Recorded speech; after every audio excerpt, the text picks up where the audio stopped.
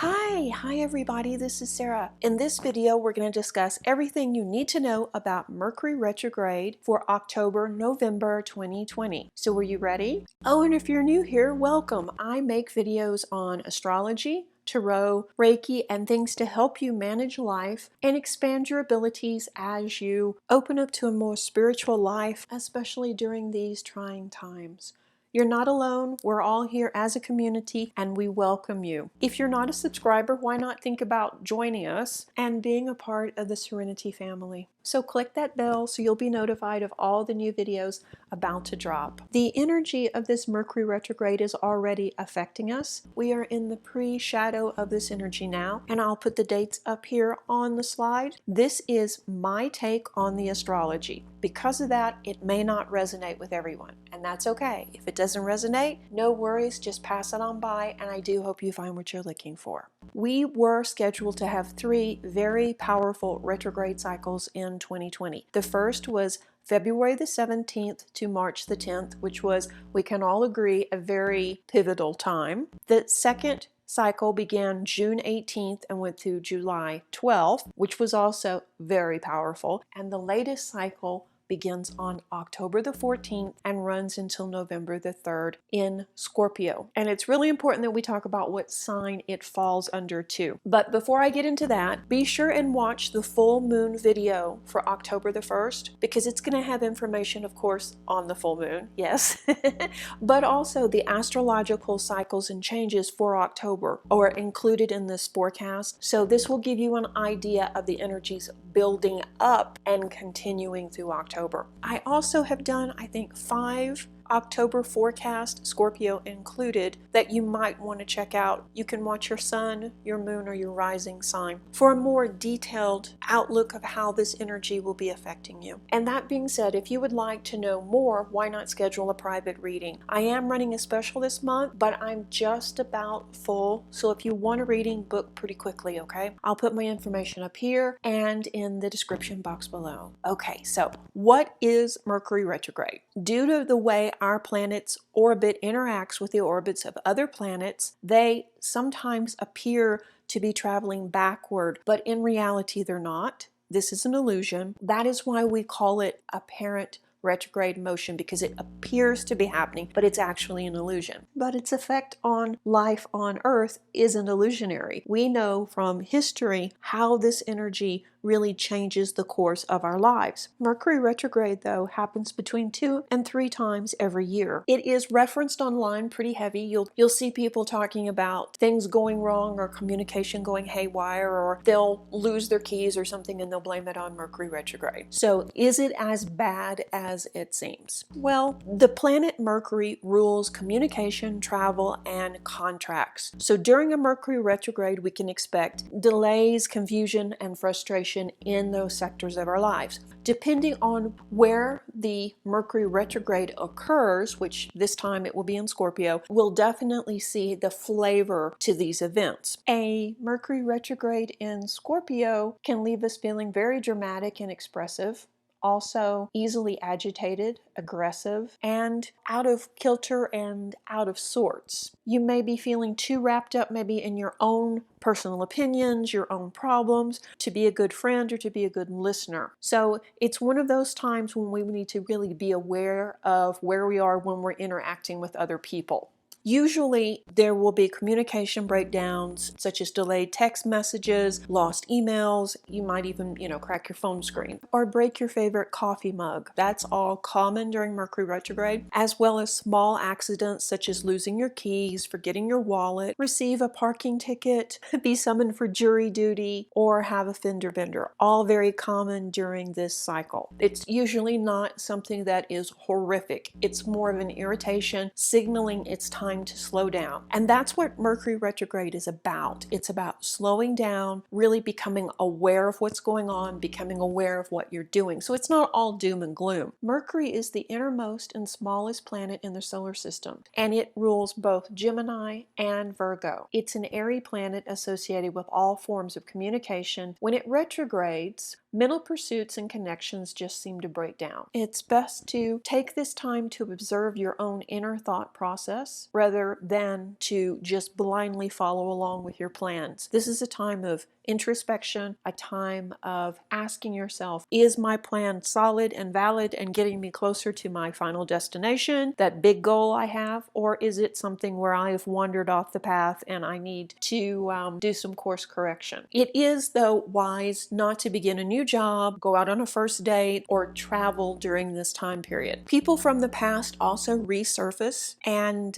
yeah, you may have that going on as well, or you may find that you're spending a good deal of this retrograde season reminiscing over the past, maybe feeling a little bit melancholy, maybe thinking about where you used to go to school, the house you used to live in, the people you used to date, and also kind of reevaluating how you went from there to here, which also is not that bad, and it is necessary from time to time for us to do this, for us to take stock and really turn inward and understand how we arrived at this destination. When Mercury is retro in Scorpio, emotions rule, not common sense. Mercury itself really wants us to look inward, but when you add it with deep and mysterious Scorpio, things get a little bit more volatile. Not to say that Scorpio doesn't have common sense, because they do. Scorpios are usually very smart and very deep thinkers, but they're also very much emotionally intelligent as well. They want to get to the root of the problem. They want to find out the motivation for why people do what they do. All of that will be at play. It would be a really good time to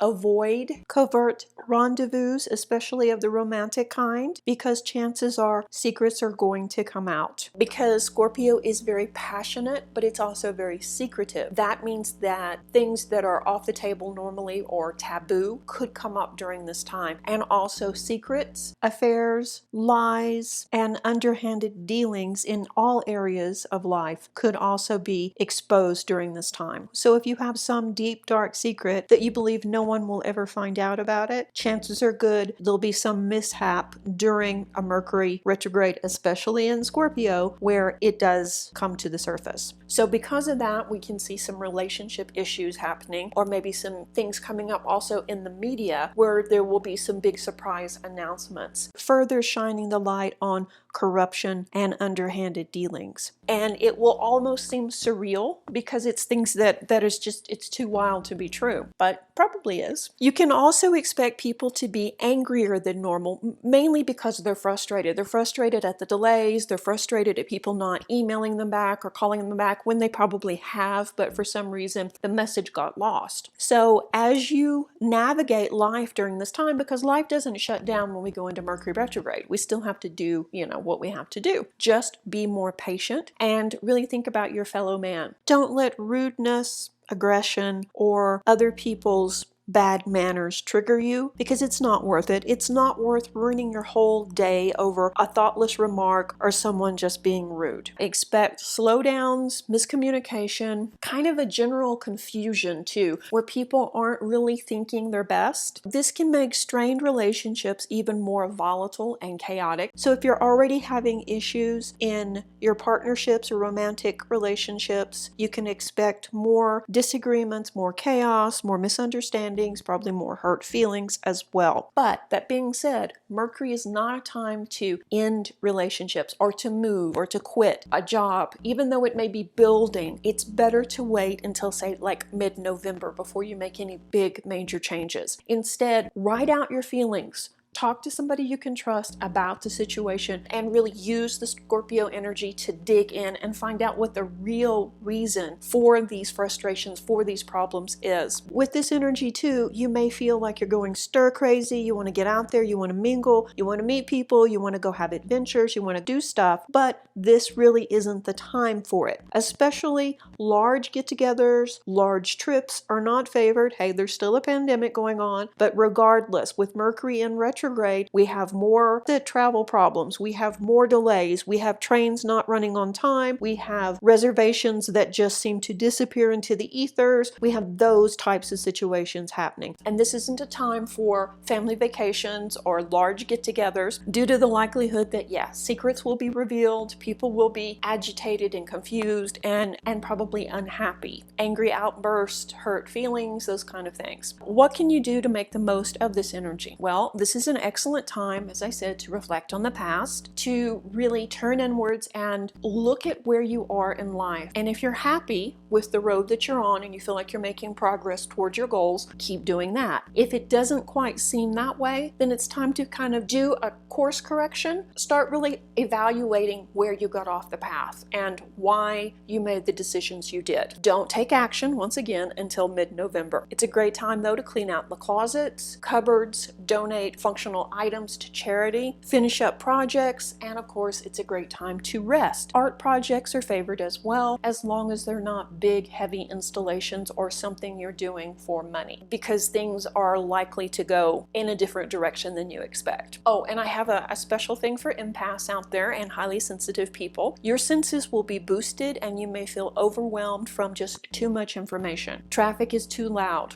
Things are just too intense for you right now. There's too much happening. Everything is amped up for you. And generally during Mercury retrograde cycle, everyone's intuition is boosted. This will be a double whammy because it is also in Scorpio. Make sure that you include downtime on your calendar now during this cycle so that you have breaks from people, breaks from work, breaks from too much activity, okay? It's a good time for you to rest, ground, and center. You will probably also notice that you're manifesting at a rapid rate. You tell the universe you want something on Monday and it arrives by Tuesday morning. So you really are in the flow, which is great, but also be careful what you wish for, yeah? So this could bring about lots of miracles and lots of good stuff too. And you're more likely to have amazing synchronicities and coincidences happen during this time or witness miracles. But because of the general confusion and mental fog, people will be more likely to dismiss these miracles or coincidences. So that's why it's really important to pull out that journal